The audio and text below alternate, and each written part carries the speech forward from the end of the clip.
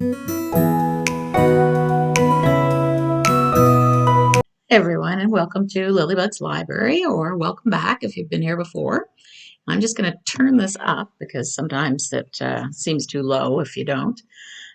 So I just had a few things to talk to you about today. I haven't seen you in a bit. One is what I've been reading, of course, and the other was a teeny tiny book haul. We have Indigo here in Canada, and it's, similar to like Barnes and Noble, that sort of thing, only most of the stores are much smaller than what I imagine Barnes and Noble is. But I got a coupon because it's my birthday month and I got 20% off my purchase. So I went and picked out a couple of books and I'll show you what I got. So I got One Cozy Mystery from an author that I don't think I have read before. And her name is Lori Cass, and it's No Paw to Stand On. So I thought it looked really good. And it says, when a heat wave hits northern Michigan, Minnie, Eddie, and their bookmobile head to the beach to catch some rays and some customers. But library business is put on hold when Minnie's restaurant-owning best friend Kristen calls. The specialty ice cream cone treat she's been serving to patrons was sabotaged, making some customers horribly sick. Kristen needs Minnie to sniff out the culprit fast, or the restaurant's reputation will be destroyed forever. So that sounds like it'd be really good. And the next one, it drew me in with the cover and the title. So this one is by John Irving, and it's called Queen Esther. And if you look at that cover, it looks very intriguing. And when I open it up, I'll tell you what it says a little bit. Dudley, settle. Settle, please. It says, Esther Natch is born in Vienna in 1905. Her father dies on board a ship from Bremerhaven to Portland, Maine, and anti-Semites murder her mother in Portland. In St. Cloud's, it's clear to Dr. Larch, the orphanage physician and director, that the abandoned child not only knows she's Jewish, but she's familiar with the biblical Queen Esther she was named for. Dr. Larch knows it won't be easy to find a Jewish family to adopt Esther. He doubts he'll find any family to adopt her. When Esther is 14, soon to become a ward of the state, Dr. Larch meets the Winslows, a philanthropic family with a history of providing for unadopted orphans. The Winslows aren't Jewish, but they detest anti-Semitism and similar prejudice. Esther's gratitude to the Winslows is unending. As she retraces her steps to her birth city, Esther keeps loving and protecting the Winslows, even in Vienna. And it says the final chapter of this historical novel is set in Jerusalem in 1991 when Esther is 76. So it sounds very interesting, and I've never read anything by John Irving. Apparently he's, he did the Cider House Rules and The World According to Garp, A Prayer for Owen Meany, all of which I know are very popular, but for whatever reason, I haven't read them. And then the last one is one that I know most Canadians would recognize. I'm not so sure about other places in the world, but it's called The Smiling Land, and it's by Alan Doyle. And he is the singer of a group called Great Big Sea, sea like the ocean, SEA. And if you haven't heard him and you like kind of Celtic sort of music, the Irish, Scottish sort of music, check him out. The group is amazing, and really love their stuff. So this is his book, The Smiling Land, and it says, few Canadian musicians are synonymous with their home province as Alan Doyle is with his, and even fewer once worked as tour guides. In The Smiling Land, Alan reprises his tour guiding past to take readers on an adventure, a freewheeling road trip through Newfoundland, its history and its culture. From Fogo Island to the southwest coast, Labrador to Fairyland, and everywhere in between, Alan's Newfoundland awaits you. And so it talks all about that. But I lived there for about 10 years, and I'm really interested to see what he has to say and how many places I recognize. And he is, if his music is anything to go by, he would be a great storyteller. So I'm interested to see what that's like. Dudley has just been like a toddler today. He's just everywhere all at once. and just won't seem to settle. I think he's got spring fever. It's quite nice here today. It's about 11 degrees Celsius, so we're in double digits today, which we won't be for long, but a couple of days. So I think it's affecting him. I don't know. Anyway, so let's get at what I have been reading. So I'm just going to pull up some notes here. One second. So I read The Daughters of the Bamboo Grove. And so that one was nonfiction. Oh, it was quite heartbreaking. It's I knew some of this, but certainly not all of it.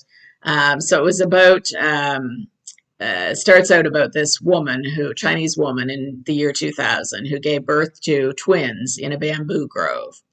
And so was trying to protect them and avoid detection by the government because she already had two daughters. And eventually, an American couple travels to China to adopt a child that they thought had been abandoned. And so this story is all about the fact that not only was that child not abandoned, she was forcibly taken from her family by the government. And turns out there were a lot of children who were forcibly taken from their families, and then the government tried to pass them off as abandoned. And so it talks about a lot of different things. It talks about, the way the Chinese government went about things like that and how wrong that was. It talks about why that happened. It also talks about, kind of the history of people in well-developed countries kind of jumping in to adopt children, and maybe things weren't thought through the way they should be. There's a lot of, and then it talks too about the fact that, what's the difference between a child who grows up in the West and one who grows up in the East when they're twins? Is there a difference? And can they reconnect? And nature nurture, and it really goes into a lot of in-depth things that this brings up. And I really found it tough, and I thought, like, the stories themselves, like I said, are heartbreaking, but I also know people who have adopted children from China and other places, and they certainly did it with all good conscience, thinking they were doing a good thing, and hopefully they were, hopefully the stories they were told were true. And but does anyone ever know? I mean, I guess it's hard to say. I mean, I would have never thought, if I was in someone's place like that the government had stolen these children. You kind of, certainly back in the year 2000, you kind of believed what you were told. Now in 2026, maybe you wouldn't believe so quickly, but I mean, you go through all the paperwork and you do everything that you can do, and at some point, you have to think that they're telling you the truth. So really, I think any fault that there is definitely lays with the government. And I just think it's awful what they put families through on both sides of the world. So there was that one. And I don't know what I would give that one. I guess probably 4 stars, because it did bring this to light, which I don't think is a bad thing. In some ways, though, I think not really what good did it do, but I hope that the good that it did was in China, and that this will never happen again. But is that the case? I don't know.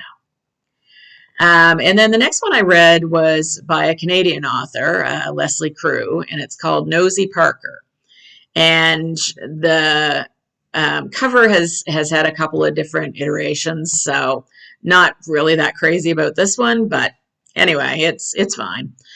So this was about in 1967 in Montreal, and it's about Audrey Parker, who had just moved to an area in Montreal, and she has a whole new neighborhood with a lot of different kinds of people. And Audrey's very smart, very forthright. She has a terrible potty mouth, which I don't think really improved the story any, but Anyway, and I think it's when it starts out, I believe she's about 11 or 12.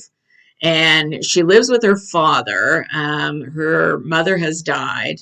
And her father is, I mean, he loves her dearly and she loves him dearly, but I don't think he totally knows what to do with her a lot of times. And she lets him get away with a lot of things as well. So the story itself, I thought, was just really good, really engaging. The neighborhood that she lives in was just amazing. There was like a Jewish family there that the woman just like, took her in and was so sweet and lovely to her, taught her how to wash her own clothes and hang them up. There were other ones there that looked after her for different things, and they really, like, when the old saying, it takes a village, they really took that to heart.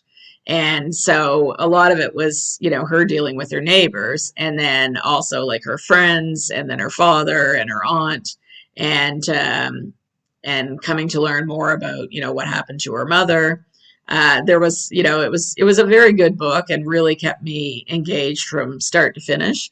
The only thing I didn't like about it is the fact that she had such a potty mouth. It's, I mean, I know teenagers in particular, do tend to, swear a lot, some of them anyway. But yeah, I could have done without that. But otherwise, it was really good. And because it was so good, I will give it 4 stars. So that was the next one I had read. And then let's see, what was the one after that? Bear with me. I'm bringing things up on Goodreads so I can see the book while I'm telling you about it. And it's a little slow. Here we go. All right. So I also read the first of the Alaska Untamed Mystery Series, and that's by Lark O. Jensen. And the first one was called Bear Witness, Bear Witness. And so this is about Stacy, who is a guide on a boat that goes through different parts of Alaska and shows the animals and, the wilderness and things. Excuse me, my voice is going. And while this is all going on, this man comes on board a couple of times, and she starts to kind of wonder about him. And it comes to light that he's actually used to be someone who was a deckhand on one of these ships. I'm not sure if it was the exact one that she was on, but at least one of the ones that this particular tour group has. And now he's decided he wants to start his own ship and his own tour group. And so he's on there trying to kind of get inside information, I guess, is the best way to put it. But before any of that happens, of course, he ends up dying and someone has killed him. So they're all trying to figure out who did that. And so it was decent. I would probably read another one just to see if the second one held my attention more. I mean, I like the fact that it's in Alaska. I haven't read any. Well, I think I've read one cozy mystery that might have taken place in Alaska. It was someplace with a lot of snow, and it wasn't Canada, but I'm not sure exactly where. But I didn't find this one held my attention as much as I would have liked. So, and although they kind of talked about the animals they saw, but there was no real, I won't say engagement, because you don't want to engage with wild animals necessarily, but it was just very surface level. So anyway, it was okay. I would give it 3 stars. And let's see, the next one. Dudley's finally settled down on the other end of the table, so he knows he's not really supposed to be there, but he also knows I probably won't move him while I'm doing a video, so he's getting away with it. So the next one I read was by Ellen Byron, who is definitely one of my favorites. And this was the first of her Cajun Country mysteries, and it's called Plantation Shutters. Now, I've read all of her vintage cookbook mystery series, which takes place in New Orleans. And this one does as well. It takes place in Louisiana, not necessarily New Orleans, but Louisiana. But this one is about Maggie, who has come back to her family's plantation, and they have an influx of guests for the local food festival. And they have a lot of really quirky characters. They have a couple of elderly honeymooners. They have some people calling themselves the Cajun Cuties. They have this stranger from Texas, a couple of hipsters, some frat boys. Like the place is filled with crazy characters. And so the elderly couple ends up dying, and both of them, within seconds of each other. And so they're trying to find out, what happened and if they were killed or if, it was a heart attack or something. I mean, because they were elderly. So Maggie is trying to investigate that. And at the same time, there is a policeman that shows up who is part of a family that her family doesn't get along with, kind of like the Hatfields and the McCoys sort of thing. His brother is the police chief there, or the sheriff, I guess. And he comes into town. His brother has put him on the force. He's also a police officer, and his brother got him a job there working with him. So he's trying not to rock the boat, but at the same time, he has no problem with these people. And Maggie has no problem with him because apparently he's quite handsome and not nearly the jerk that his brother is. So anyway, it's kind of fun watching them navigate that at the same time that, she's trying to help solve this mystery. So really enjoyed it. Love the characters. Definitely would read another one. So I would like to, I think, get through this whole series because I really enjoy Ellen Byron's writing and her characters and things. So yeah, I thought that one was really good, and I would have given that one 5 stars. And let's see, I read A Very Woodsy Murder, and that one was another one by Ellen Byron, and I didn't even realize it. I read like 3 books in a row that were Ellen Byron's, all from different series, and it wasn't until I was reading Plantation Shutters that it was like, oh, this is all the same person. So anyway, I had a really good Ellen Byron kind of week. So this one was the first of her Golden Motel mysteries. And like I said, it's called A Very Woodsy Murder. And this one was different. It was about Dee, who has decided to move to the village of Found Gold. And she moves there with... I think, oh yeah, here we go. His name is Jeff Cornetta, and he actually is her first ex-husband, but they're still good friends, and they decide to go in together on this golden motel. So it's just on the edge of the wilderness, and they call it the Golden Motel because there was like a gold rush there at one time. So they try to get this up and running, but as they do this, of course, someone ends up dead. And they're trying to figure out who killed him, and they're trying not to let this affect what's going on with the motel. And, it's very hard to do that, of course, because, all of a sudden everybody finds out about it and they're canceling their reservations.